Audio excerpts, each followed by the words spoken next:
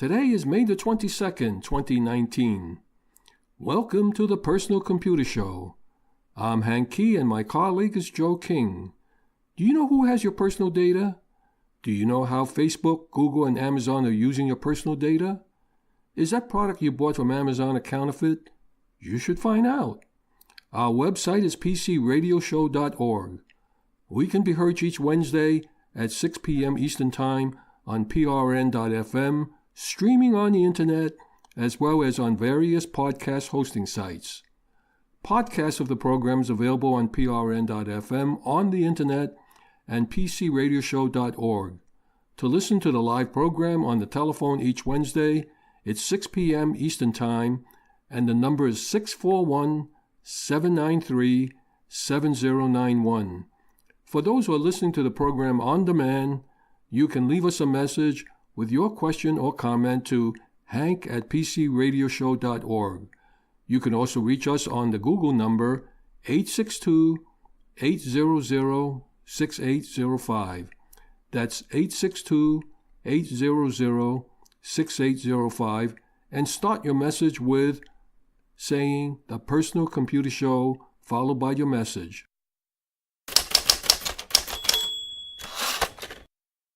A technical alert. More than 20,000 Linksys wireless routers are regularly leaking full historic records of every device that has ever connected to them, including devices' unique identifiers, names, and the operating systems they use. The data can be used by snoops or hackers in either targeted or opportunistic attacks. The Linksys routers were leaking unique MAC addresses. Exploiting the flaw requires only a few lines of code that harvests every MAC address, device name, and operating system that has ever been connected to each of them. A 2014 patch was given, however, it's been found to fail to fix the vulnerability on the routers. The devices are vulnerable even when their firewall is turned on. The vulnerability makes it easy for hackers to quickly scan for devices that can be remotely be taken over.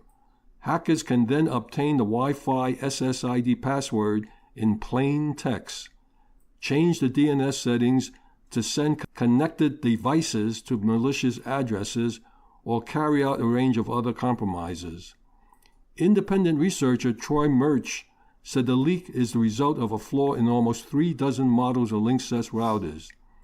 And the list of vulnerable Linksys routers can be obtained on either our website, which will be listed, and it'll be posted at pcradioshow.org, or the website is pastebin.com/raw/capital Z, capital H, small g, capital W, small n, small u, numeric 4, and capital C.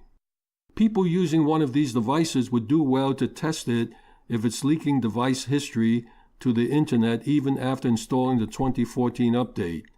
Users should either replace the router with a newer model or replace the Linksys firmware with a third-party offering such as OpenWRT. That's OPENWRT. This is a very serious data leak.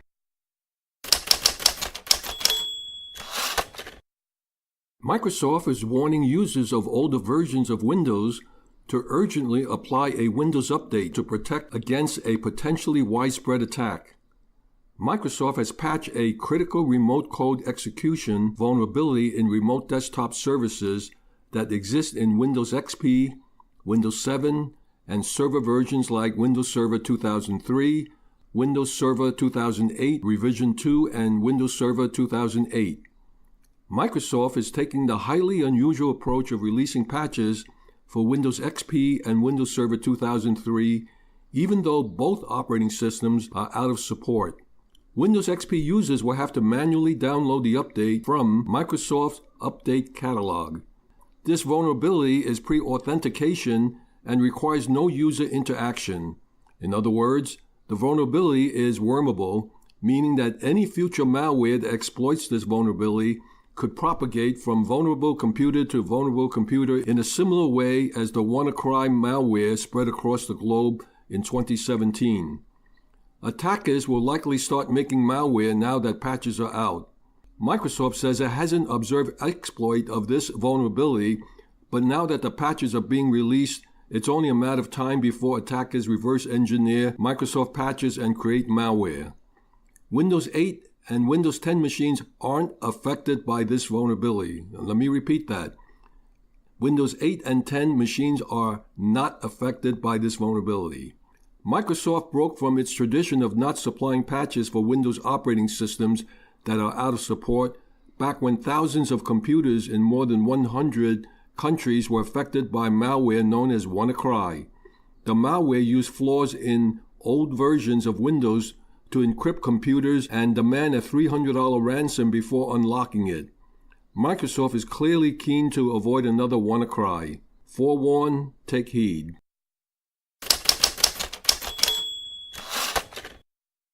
Windows 10 cumulative update causes confusion by apparently installing itself twice. Affected are those running Windows 10 October 2018.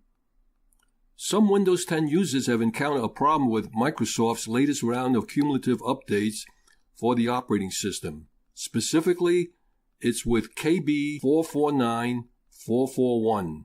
That's Knowledge Base 4494441, which is an important update for those running the October 2018 update. The issue here is that KB 449441 is installed, and then the update is installed again by Windows 10. Update history then indicates there are two KB 449441 updates installed, the second of which has a number 2 in brackets at the end of it. While this update still works fine, as reported by those experiencing the issue, it has unsurprisingly led to some confusion about exactly what's going on with the double installation. Essentially, what happens is that the cumulative update is actually a multi-stage process that requires an initial installation, followed by a reboot, and a further installation, and another reboot. This should just happen and be recorded as the installation of a single update. But there's a bug which is causing Windows Update to report that KB 4494441 has been installed twice, when in fact that isn't the case. There's no harm in this glitch, save for the confusion it has caused, but it would have been nice if Microsoft had provided a clear, official explanation with some visibility, rather than hiding it away in the middle of a convoluted Windows 10 info page. As to the resolution of the problem, Microsoft comments no action is required on your part. The update installation may take longer and may require more than one restart, but will install successfully after all intermediate installation steps have been completed. They are working on improving this update experience to ensure the update history correctly reflects the installation of the latest cumulative update.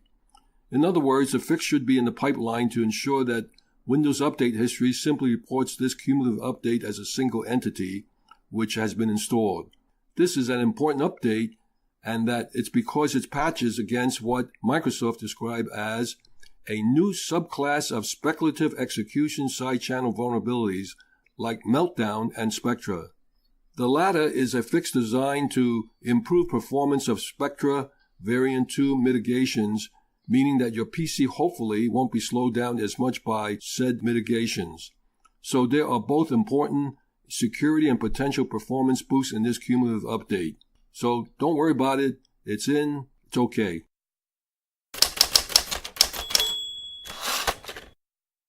You need to look out for a new WhatsApp scam. WhatsApp is a secure app and its end-to-end encryption protects user privacy. The latest security features can only go so far. There is one element that will always remain vulnerable even if an app is up to date with all the latest security features and protocols. That rogue element is the human factor that can help hackers break through even the most secure defenses.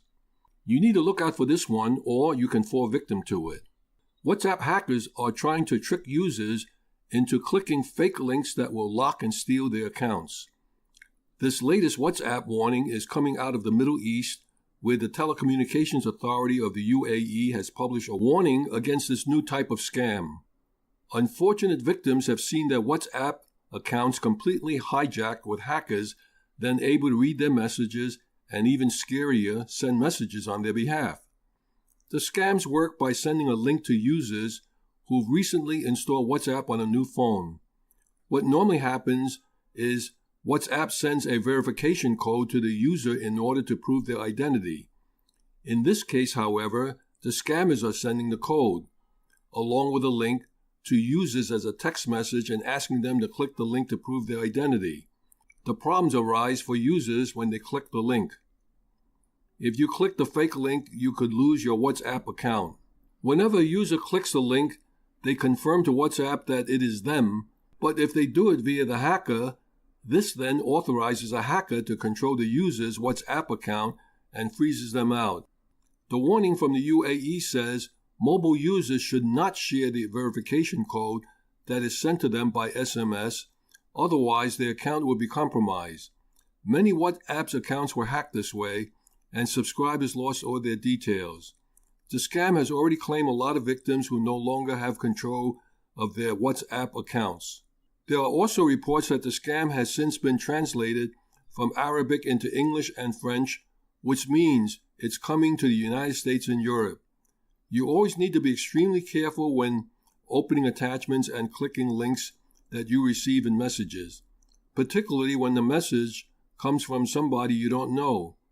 Phishing scams, which try to trick you into handing over sensitive information, are on the rise globally.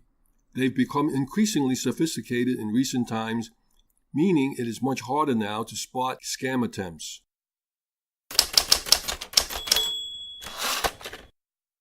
When is it the best time of the year for getting the most bang for the buck when buying a personal computer? In other words, when are the best sale periods to get a good buy? Nothing causes buyer's remorse quite like seeing the laptop you bought last month at one price and it goes on sale for a substantially lower price the following month. But first, let's say that you are running a business or you have critical processing that is time sensitive. Then buy what is available. Don't wait for a sale. If your current notebook or desktop is physically inoperable or you have an immediate need for stronger performance, there's no good reason to delay your purchase. However, if you have a competent but aging unit that you plan to replace in the near future, you might save money or benefit from newer technology if you wait strategically. Back-to-school sales from major retailers like Amazon and Walmart are just beginning, and with Prime Day just a few weeks away, you're practically guaranteed to save money if you wait. The major PC manufacturers release new laptops 3 times a year. Back-to-school season from June to September, holiday season September to December, and spring from February to April. New models usually ship at the beginning or middle of these windows. However, the best deals tend to appear in July, August, and November, December, which are the heart of the school and holiday shopping seasons. You can expect to see better than average laptop deals from Amazon's Prime Day, which is likely to be held in mid-July. When the specials become available, be patient. Review what else is available and don't jump at the first sales special you see. Review carefully the specifications of the unit. Read the fine print. Read the reviews of the product. Not all reviews are legit or objective. Some reviews comment on what features may be missing. If the review is based on a purchase, why didn't they first read the product sheet? There are others who did not make the purchase and always have something to say about a product, and they downgraded the product for a missing feature.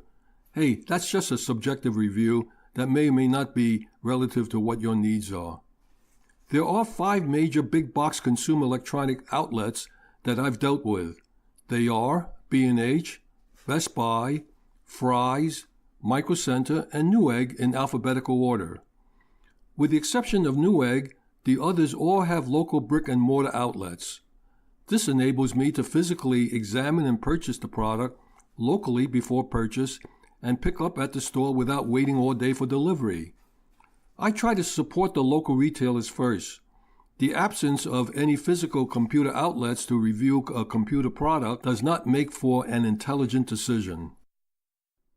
Having said all this, What is the impact of a tariff hike impact on the prices for PC parts? Whether you see actual price increases will depend on various factors. But some PC vendors already have manufacturing outside of China. It'll also take time for the tariff hike to ripple through product stock. So how might this affect your next PC purchase? The tariff list covers a lot of computer parts, including motherboards, graphic cards, CPU coolers, and even desktop cases. TVs, digital cameras, and internet modems have also been part of the list. But smartphones and fully assembled PCs have been spared. Whether you see an actual price increase will depend on various factors. For one, tariff hikes carves out an exemption for cargo ships that are already bound for the United States. The packaged goods on these ships will be tariffed at the original 10% rate. Retailers are also going through their existing stock of goods. So it'll take some time before the new import duties ripple through the industry product supplies. Still, it's true that many electronics are assembled in China. So to avoid the tariffs, some big-name vendors have already moved their product manufacturing to other countries. For instance, motherboard and graphic card maker ASUS has been shifting its manufacturing to Vietnam and Taiwan after the initial 10% tariff rate went into effect last September. The impact of the new tariff on ASUS will be minimal. Lenovo, on the other hand, already has a geographically diverse manufacturing base. This has allowed it to ship non-Chinese made products to the United States and avoid the tariff altogether. They have factories in the United States, Mexico, China, Brazil, Hungary, and India. Dell had to raise some prices following the initial 10% tariff rate. That's because its company imports PC parts for its TC-based factories. They have passed that through to end users. Time will tell if the new tariff will cause a bigger impact. But of course, it's also possible the White House would soon strike a deal with the Chinese government to resolve its ongoing trade war. But if you're interested in buying a PC, the traffic trade war is something that you have no control over, and there is no determination what the outcome will be. So instead of worrying about the tariff that may or may not happen, what you should do is stick to the original premise that if you need it, you buy it, and if you don't need it immediately, pick the right sales period and make your decision at that time. Products do change, pricing will change, and that is something that we have no control over.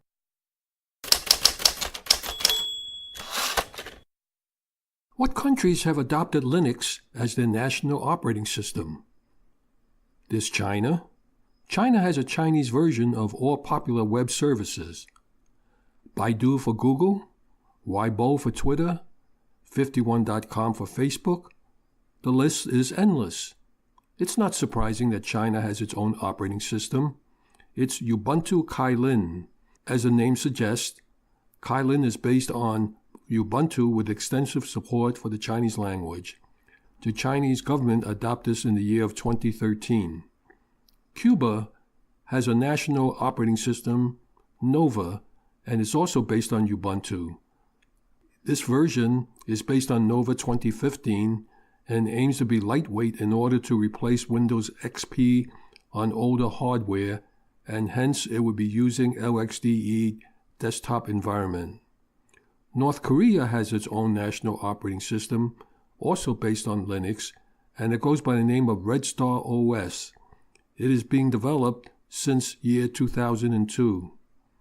India, the world's biggest democracy, joins the list of communist countries to have its own Linux-based national operating system named BOSS, B-O-S-S, which stands for the Bharat Operating System Solutions, and it's a Debian-based Linux OS being developed by a government-owned organization for advanced computing development.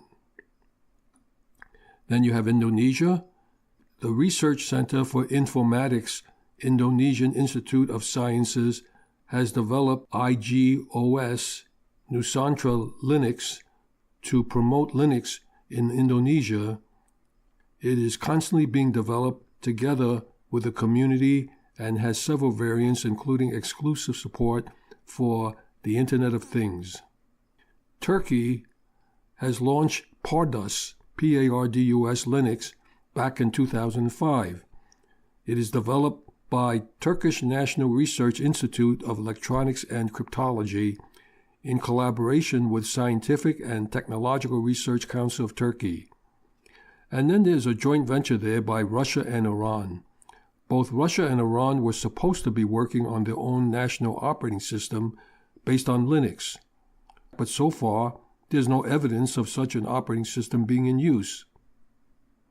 South Korea has announced that they will now ditch Microsoft Windows for Linux. The South Korean government has reportedly decided to ditch Microsoft Windows entirely, according to the Korea Herald. The Asian country's government will switch from Windows 7 to a Linux-based operating system. They will test Linux extensively before switching.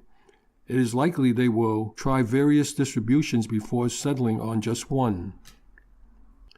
The reason for the switch is they anticipate lower operation expense. And then you have not a national government, now you have the city of Munich, who first initiated the adoption of Linux at the government level. Munich has made the announcement they will drop Linux and focus on only Windows. Why has Munich decided to go back to Windows? They had applications readily available for Windows, but not for any version of Linux.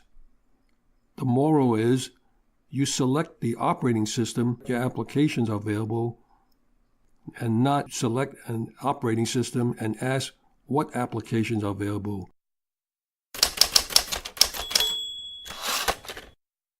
And now Benjamin Rockwell presenting his IT Pro series, the final chapter on tech support. This is part 5 of 5. This is Benjamin Rockwell, and I've been an IT professional for, well, longer than I care to admit. I'm here to impart my knowledge from both sides of the technical support experience to make your life better, easier, and help you challenge your tech problems. This is the last, part 5 in a 5-part series on technical support and working it better for your advantage. If you missed any part of this, or even all of this, go back to the podcast, check out those previous items. In the past weeks, we talked about, well, there was part 1. That was an introduction to the characters in this grand drama. Part 2, preparing for your call. Part 3 was making the call. Part 4, escalations the right way. And this week, part 5 is about after the call. Now, I've done this so many times, and I want to give you a quick story before I continue. One technical support call was in regards to a computer virus that I had received on my bulletin board system many years ago. It's a computer virus. And there was this guy up in the San Francisco Bay Area. He helped me with figuring out the problem, and he earned me as a friend. His name, John, still sticks in my mind to this day. He had a handful of people, I think he said it was 8 people who worked for him at the time.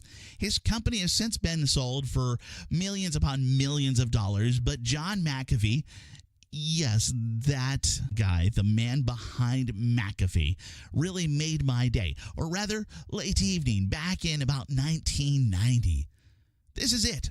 You've made it thus far. Your problem hopefully has been resolved in one way or another. All right, so we're at the end of this entire thing here. Following this path usually results in success. It's rarely going to end in failure. If it's a failure, I need you to shrug your shoulders. I need you to move on. There are many factors that we cannot account for in a series like this, in general life, in all of the world. This company may not care about technical support. What are you going to do? The technician may not have been the best that you've experienced. What are you going to do? The entire company may be falling apart. There's nothing you can do. On the other hand, you may have topped my past records of tech phone call experience and been on the phone for the better part of a day. My personal record, 6.5 hours. Your goal, if it's success, though, is not to end now, but to ensure that future calls are handled better, if not for you, but for someone else. You have a detailed account, and now it's time to thank all of the persons who helped you thus far. I want you to send an email if you have their addresses or someone's address. You remember those nice things I told you to write down? I want you to place them in this email. I want you to let people know your experience. I want you to build bridges. This is something that you've gone through all kinds of different things. You have had to reboot your system 17 times. You had to do this. You had to do that. You had to make this change, that change, install this patch, uninstall that software. It may have been a lot, and you've documented a ton. But one of those things was making notes all the way along. This is also the time where you apologize for any wrongs that you may have done along the way. You have a track record also in case this problem comes back. If this problem comes back, you've got an entire list of things that you can try before calling tech support again. Now, I did mention to write down your customer case number. This is something that's always important. You'll be given that frequently as well. This is something that you can tie back so that people who are looking at your letter can see. You can use this as a reference point later on for you to get additional tech support if this problem comes back. Unfortunately, the problem may never have been resolved in the first place. And I know it's frustrating at this time. But I want you to remember patience. I want you to remember your virtue. I want you to remember the kindness that you expressed that got you this far. I want you to take what you've been provided here by your own hand, and I want you to note down how you might have done better. I also want you to go that extra mile for your next phone call. See what you can do to improve on this experience and see if you can find a way to improve upon what I've given you here. You may be amazed. Now, I want you to also send in a letter documenting your success. If this is, just a simple thing, yeah, they told me to reboot and it fixed it. Okay, don't send in a letter. But if you spent 2 hours, 3 hours working on this, it really helps the process. It helps the long term of this company, and in effect, it'll help all customer service companies and representatives and all of this to become better. If you just send in that letter documenting your success and your thanks for all of the people who solved your very important problem.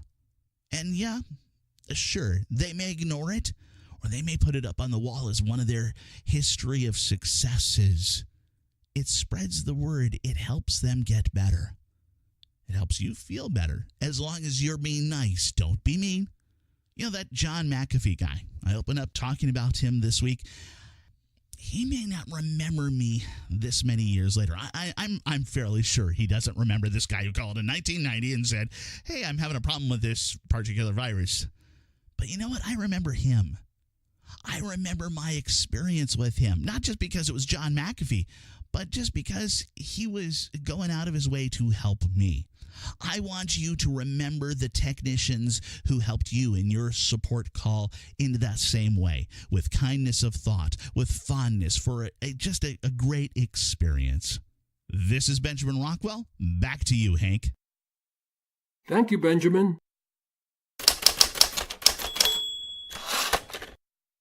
On this day in history, May 22nd, 1990, Microsoft released Windows 3.0. Let's go back 6 years and review the Windows genesis. Mac OS System 1.0 was released in 1984. It was System 1.0 was the first operating system GUI developed for the Macintosh. It had several features of a modern operating system, being Windows-based with icons. In response to the Apple operating system, Windows 1.0 was released on November 20th, 1985, as the first version of the Microsoft Windows line. It ran on a graphical 16-bit multitasking shell on top of an existing MS-DOS installation. It provided an environment which can run graphical programs designed for Windows as well as existing MS-DOS software. Windows 1.0 was released to mixed reviews. Most critics considered the platform to have future potential, but that Windows 1.0 had not fulfilled expectations. Many reviews criticized its demanding system requirements, especially noting the poor performance experience when running multiple applications at once, and that Windows encouraged the use of a mouse for navigation, a relatively new concept at the time. The New York Times compared the performance of Windows on a system with 512 KB of RAM to pouring molasses in the Arctic, and that its design was inflexible for keyboard users due to its dependency on a mouse-oriented interface. In conclusion, the New York Times felt that the poor performance, lack of dedicated software, uncertain compatibility with DOS programs, and a lack of tutorials for new users made DOS-based software more desirable for most PC users. In retrospect, Windows 1.0 was regarded as a flop by contemporary technology publications, who, however, still acknowledge its overall importance to the history of the Windows line. Windows 1.0 ran atop of MS-DOS as a layer. In 1987, Microsoft released Windows 2.0, which was designed for the Intel 286 processor. This version added desktop icons, keyboard shortcuts, and improved graphics support. The first two releases of Windows, when compared to Mac OS, well, they were pedestrian and the releases were largely ignored by the public. Now advance forward to 1990. Windows 3.0, a graphic user environment, is the third major release of Microsoft Windows. It became the first widely successful version of Windows and a rival to Apple's Macintosh and the Commodore Amiga on the graphical user interface front. It was followed shortly by Windows 3.1. The inclusion of games like Solitaire and Minesweeper on early versions of Windows was no happy coincidence. Sure, it gave millions of computer users across the globe the perfect excuse to procrastinate, but their presence on Windows serves a much larger and interesting purpose.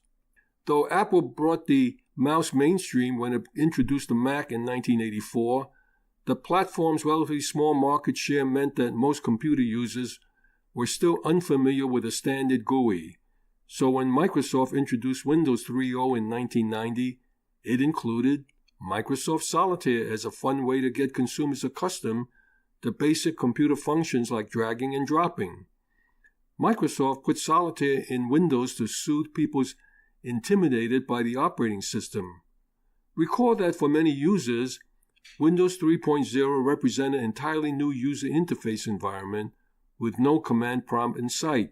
So in addition to providing end users with a fun distraction, Solitaire also taught them how to use a mouse. So there you have it, the history of Solitaire on Windows explained. In fact, Solitaire has become such an entrenched part of Windows experience that there was a collective uproar, albeit brief, when word spread that using Microsoft Solitaire Collection Premium Edition without ads on Windows 10 would require a subscription. Alas, there is a method to Microsoft's madness. Many have been afflicted with playing Solitaire. Let's not forget today is also National Solitaire Day. Solitaire is a classic card game that's been played for hundreds of years, but it wasn't until 1990 when Microsoft included it in Windows 3.0.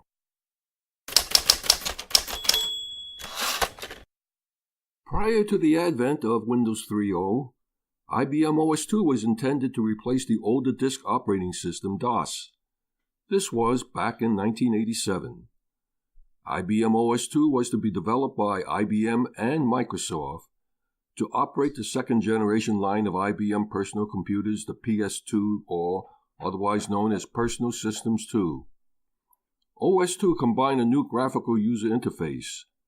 Simultaneously, Microsoft continued development of its Windows operating system, whose popular third iteration, Windows 3.0, contained some of the GUI elements developed for OS/2.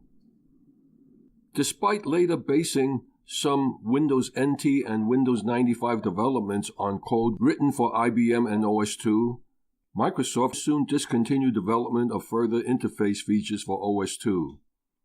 With Microsoft focusing its efforts on Windows, IBM turned to Commodore business machines for interface development and borrowed GUI design ideas from the Commodore Amiga OS.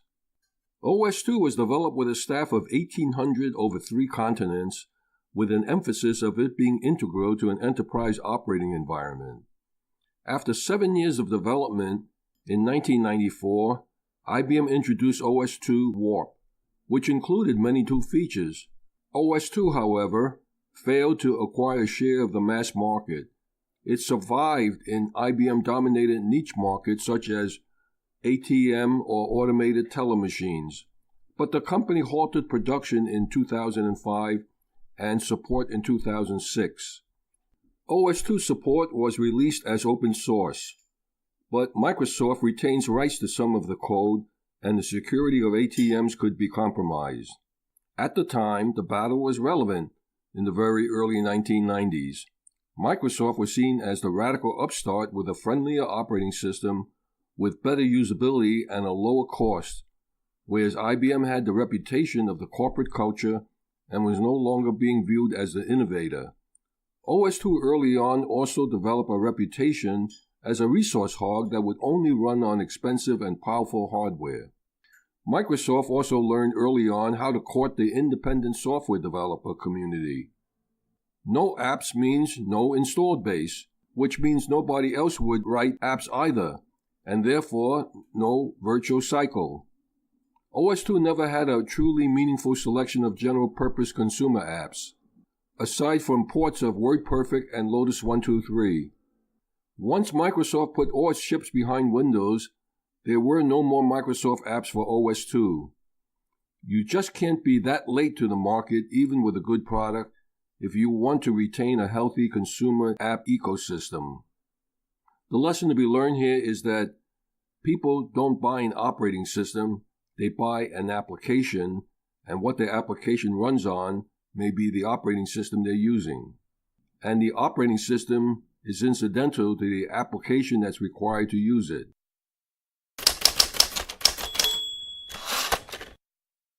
With the Internet of Things and home automation, we are connecting many more devices. And to meet the extra electrical requirements, some are replacing 15-amp circuit breakers with 20-amp circuit breakers with the assumption that they have upgraded their electrical capacity. Most housing units with original 15-amp circuit breakers are attached to 14-gauge wires. Changing the circuit breaker without replacing the 14-gauge wire with 12-gauge wire is not advisable. When the circuit is overloaded, instead of the circuit tripping, the equipment continues to run, causing the wires and the connected devices to overheat. This shortens the life of the equipment and it can cause a fire. Marty gives us a heads up on this precaution.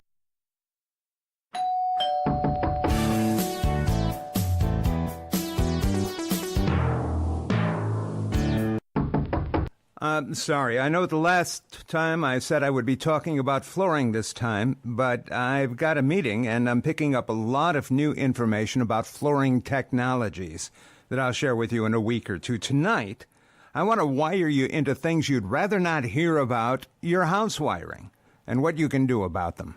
Can you remember from the filaments in classic incandescent light bulbs how hot those bulbs would get? Do you remember seeing wires glow in an electric stove, or an electric oven, or a hot plate, or a space heater, or a toaster? When you connect these things to power, the electricity makes them hot.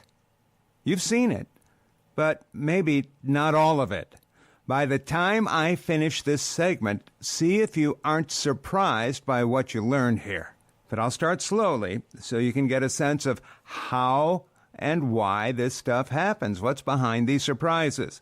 In part, it's a case of no place like home to enforce the law of Mr. Georg Ohm, who published what we now know as Ohm's Law in 1827. It has to do with a concept called resistance. Resistance, as you might expect, means fighting back against things that are trying to happen. When the thing that's trying to happen is the flow of electricity, Resistance reduces that flow. It does so by eating up some of the electrical energy. And the electrical energy that it manages to eat up, it gets things that it's flowing through to heat up. That's what resistance does most often. Have you ever heard of a multimeter, a volt-ohm milliammeter? You can measure how much current goes through a wire. Don't try this with your power lines. You can measure the voltage there. If you're very careful or experienced, you may be able to do that safely. But in order to measure the resistance, well, that's beyond most people. So you look up the charts of the resistance per foot or per 1,000 feet of various wire sizes, and you can calculate what you've got based on the length of your run. Sometimes you find that out by measuring the wall and ceiling distances they run through. Did you connect all those dots? That's right. The heating elements in all of those appliances I named, stoves and ovens and toasters and so on, those are big resistors. They resist the flow of electricity, and the energy that doesn't pass through becomes heat. Making things get hot is one of the oldest tricks in electricity's book. What Herr Ohm taught us is the relationship of volts of electrical charge, amps of current flow, and a third value, named after him, called ohms, that measures resistance. In simple math terms, you don't have to take notes, there won't be a snap quiz. In simple math terms, voltage in volts is the product, meaning you multiply, of multiplying current in amps times resistance in ohms. Two of these three are also addressed in a contribution from another pioneer, James Watt. And ever since, it's been called Watt's Law. It says that power in watts is the product of multiplying current in amps times voltage in volts. That's a whole stack of the most common electrical values, watts, volts, ohms, and amps, all tied together in two simple equations. So, what does that have to do with wiring? Doesn't wiring just connect and conduct? You might not think of wiring as being anything other than a highway for electricity, not really a place to think about watts and ohms and all that, but that ain't so. The law is the law, especially in physics and electronics, where Ohm's law and Watt's law can lead to some unwanted encounters with Murphy's law. Let's go to the wall. You may remember that most of the wiring in houses tends to be either white-jacketed 14-gauge Romex wire, which should be controlled by a 15-amp breaker and never carry more than 12 amps. One more time, 14-gauge is white-jacketed. It should be on a 15-amp breaker, never carry more than 12 amps. Yellow-jacketed 12-gauge, it's thicker, can go on a 20-amp breaker, but it should never carry more than 16 amps. For most household wiring, just remember, yellow is mellow, but white is a fright. Yellow is mellow, but white is a fright. I said that because I kept finding the wrong kind of wiring being fed by 20-amp breakers. I looked up a key specification for these two varieties of Romex, ran the numbers, and frankly, the results startled me. Thinner, white-jacketed 14-gauge Romex made to connect 15-amp breakers to 15-amp breakers, controlled by them, never delivering more than 12 amps. Well, those have a room temperature resistance of 2.6 ohms per 1,000 feet. Sounds like a small number, but we're not done yet. The key number there is 2.6. By comparison, the thicker, yellow-jacketed 12-gauge Romex, made to run, under the control of 20-amp breakers, is only 1.6 ohms per 1,000 feet. 2.6 versus 1.6. I'll come back to those numbers in a minute. Now, your house probably doesn't have a 1,000-foot-long wire run. The longest might be 500 feet, so let me set this up. If you have the thinner white Romex wiring on a 20-amp breaker where it doesn't belong, even if you load it with just short of 20 amps of draw, just enough to keep the breaker from tripping, that's 2,400 watts on a 120-volt power line. The breaker won't trip. But remember, the wire is also a resistor, granted a really low-value resistor. On the other hand, the amount of power getting eaten by that resistor doesn't just follow current. It follows the square of current. With a 20-amp draw, the wiring itself, the wiring in your walls, becomes a 520-watt heater on that run and on every other run like it. Actually, it's more than that, because the hotter a wire gets, the higher its resistance becomes. And the resistance in the wiring also drops the voltage that reaches your outlets, in this case by 26 volts. That's a brownout condition that isn't the electric utility's fault, it's the electrician's fault. In the same circumstances, yellow Romex is a little better. On a 20-amp draw, it's only a 320-watt heater instead of 520 watts, and it only drops the voltage to your outlets by 16 volts instead of 26 volts. Still, neither is what you wanted. And keep this in mind. The wattage that heats the wiring takes away from the wattage available to the things that are plugged in. It's a power vampire. Plus, it's also your own homegrown brownout, and worse. Okay, let's pull back a little. You should only ever load a circuit to a maximum of 80% of a breaker's capacity. So that's 16 amps on a 20-amp breaker, 12 amps on a 15. That cuts the heating by the white is a Fright Romex from 520 watts to 333 watts, and cuts the heating by the yellow is mellow Romex from 320 watts to just 204 watts. A little less dangerous, a little less wasteful, but still making your HVAC system work a little harder. Whatever the draw and whatever the current, the thinner wire is going to eat up 60% more power and turn it into heat. Even cruising at just 5 amps, meaning the plugged-in stuff is drawing 600 watts, the wiring will add 32.5 watts if it's thinner, just 20 watts if it's thicker. Meaning the meter is costing you 5.4% more juice than the things you have plugged in are really using on the thin wire, just 3.3% on the thick wire.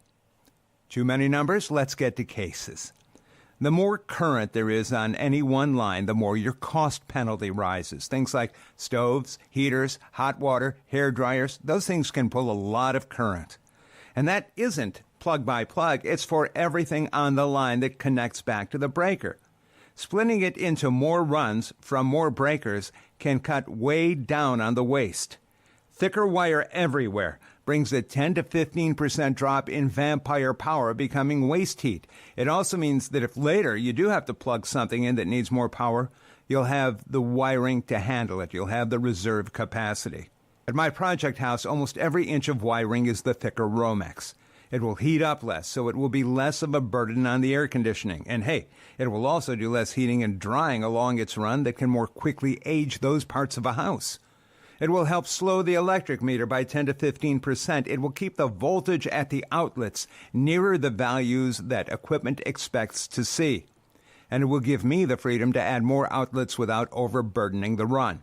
In fact, I just tore out the original 24-position breaker box and put in a new 60-position box.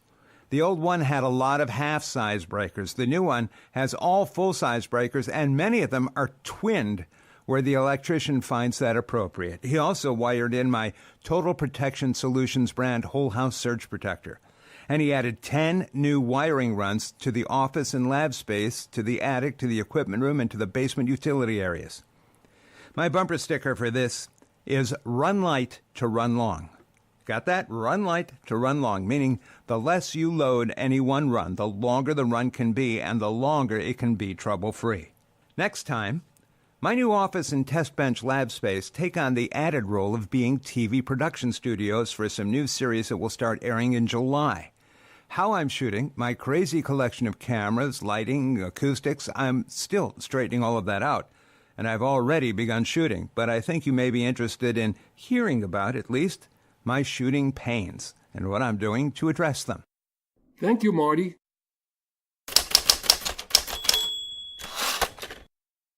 Public service announcements. Hamfest 2019, Sunday, June the 2nd, from 9 a.m. to 2 p.m. at the New York Hall of Science. How do you get there? You take the number 7 Flushing subway line and you get off at 111th Street. It's one stop before Mets Field, Willets Point, previously known as Shea Stadium. Admission is $5 and free for children under 12 years of age. And the following are computer club meetings in the New York, New Jersey, and Connecticut tri-state region. The computer clubs have random access sessions at each of these club meetings. If you have any questions or need technical advice, the club members are more than happy to assist. There is no such thing as a dumb question. All these club meetings are open free to the public.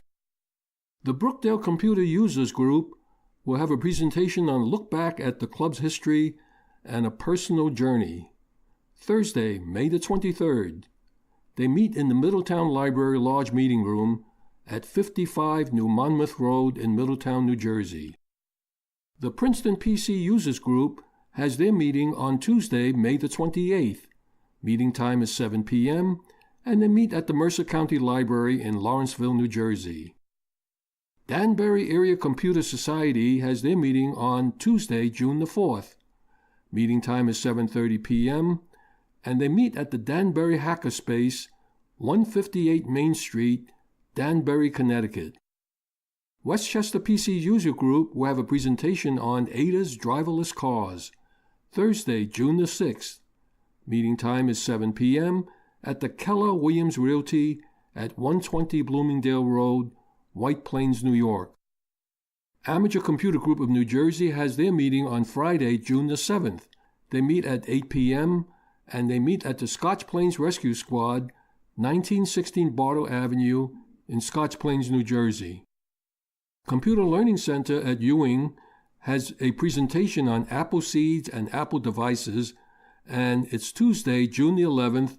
Meeting time is 2 p.m., and they meet at the Ewing Senior and Community Center, located at 999 Lower Ferry Road in Ewing, New Jersey. The Kings Bite Computer Club meets Tuesday, June the 11th, at 7 p.m., and they meet at the Park Plaza Restaurant, 220 Cadman Plaza West, Brooklyn, New York. The New York Amateur Computer Club has a general meeting on Thursday, June the 13th. Meeting time is 7 p.m. at NYU Silver Building at 32 Waverly Place, located in Manhattan, New York. And the Long Island Macintosh Users Group has their meeting on Friday, June the 14th. Meeting time is 7 p.m. at the Harry J. Scher Hall, New York Institute of Technology, Old Westbury Campus in Old Westbury, New York. If you have a computer club meeting that you want me to announce on the air, send me a note. My address is hank@pcradioshow.org.